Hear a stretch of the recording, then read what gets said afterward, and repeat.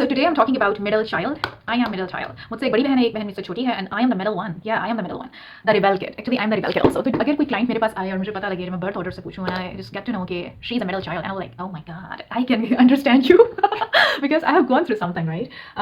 Whether it's my profession, it's my career, I literally fight for my career. I literally have to fight. मतलब पूरा खानदान एक तरफ, मुझसे अर्शद एक तरफ, right? So yeah, I am the rebel kid. बड़ी दफ़ा ना मुझे लड़ना पड़ता है because अच्छा आपको लड़ना पड़ता है कब पड़ता है जब पॉइंट ऑफ व्यू में क्लैश आ रहा है, पेरेंट्स कुछ कह रहे हैं, मुझसे अर्शद कुछ कह रही है, और वो क्लैश मोस्टली जनरेशनल क्लैश होता है, लाइक जनरेशन का फ़र्क होता है ना, तो फिर वो पॉइंट ऑफ व्यू का क्लैश उस वजह से आ जाता है बाकी ये कि as time passes I become even more open minded. Parents जो है वो अपने दौर के हैं तो उस तरह से ही सोचते हैं, अब मुझे जनरेशन बोली एक्स है वाई है क्या है, I don't know, but I am Gen Z. So या मुझे लगता है कि आजकल का जो दौर है और हमारी जो जेन ज़ी जनरेशन है ना, I feel like Gen Z client deserves कि उनके कुछ जेन ज़ी साइकोलॉजिस्ट हों, बिकॉज एक जेन ज़ी साइकोलॉजिस्ट ही मैं समझती हूँ जेन ज़ी क्लाइंट को ज़्यादा बेहतर समझ सकता है, उनकी स्ट्रगल को ज़्यादा बेहतर समझ सकता है। सो या I am talking about middle child और मिडल चाइल्ड की स्ट्रगल। मिडल चाइल्ड होना कोई बुरी बात नहीं है। अगर आपको लग रहा है कि यार लाइफ थोड़ी चैलेंजिंग चल रही है, लाइफ थोड़ी मुश्किल चल रही है और समझ नहीं आ रहा मैं मिडल चाइल्ड हूँ क्या करूँ, मैं दोनों तरफ से पिस रहा हूँ, मैं ऊपर से भी पिस रहा हूँ, मैं नीचे से भी पिस रहा हूँ, सो क्या मेरी जिंदगी ऐसी रहेगी? नहीं बॉस, ऐसी ही रहने वाली। Life is going to change and it will going to change for good and for better, right?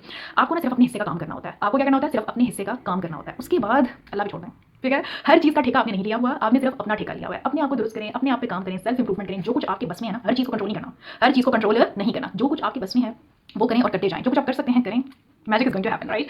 तो बाकी चीज़ें जो है ना वो सॉर्ट आउट हो ही जाती हैं। Do your best and leave the rest on God, leave the rest Allah सुब्हानहू व तआला, राइट? तो जस्ट अपने हिस्से का काम करें जिस हद तक आप कर सकते हैं according to your stamina, your capabilities, your abilities, your intellect, your logic और व्हाटसोएवर। आपका इमोशनल माइंड क्या कह रहा है, लॉजिकल माइंड क्या कह रहा है, जो कुछ आप कर सकते हैं, लिटरली जो कुछ आप कर सकते हैं, just do it, go for it and leave the rest on Allah सुब्हानहू व तआला। जिंदगी में ना कोशिश ना करना मैं समझती हूँ ज़्यादा बड़ी गलती है जो हम करते हैं ना, कि बच्चे को डरा के रखो, नहीं ये हो जाएगा वो हो जाएगा। माँ बाप ना अपने फियर्स प्रोजेक्ट कर रहे होते हैं औलाद पे, ठीक है? तो आपने फियरफुल नहीं हो जाना, मतलब छोटे मोटे भंड जो है ना मैं समझती हूँ इंसान को मारने चाहिए। छोटा मोटा चैलेंज, छोटे छोटे एडवेंचर्स लाइफ में करने चाहिए, बंदा उन्हीं से सीखता है ना, गलती करके ही आप सीखते हो ना, ठोकर खाकर ही अकल आती है। तो छोटी मोटी गलतियाँ करें लाइफ में, छोटी मोटी जो है ना चीज़ें करें, नहीं तो लाइफ बड़ी बोरिंग हो जाती है। अगेन सेम सिचुएशन में स्टक हो जाना, स्टेगनेंट हो जाना, दैट्स नॉट लाइफ, हर वक्त स्टक रहना, दैट्स नॉट लाइफ, राइट?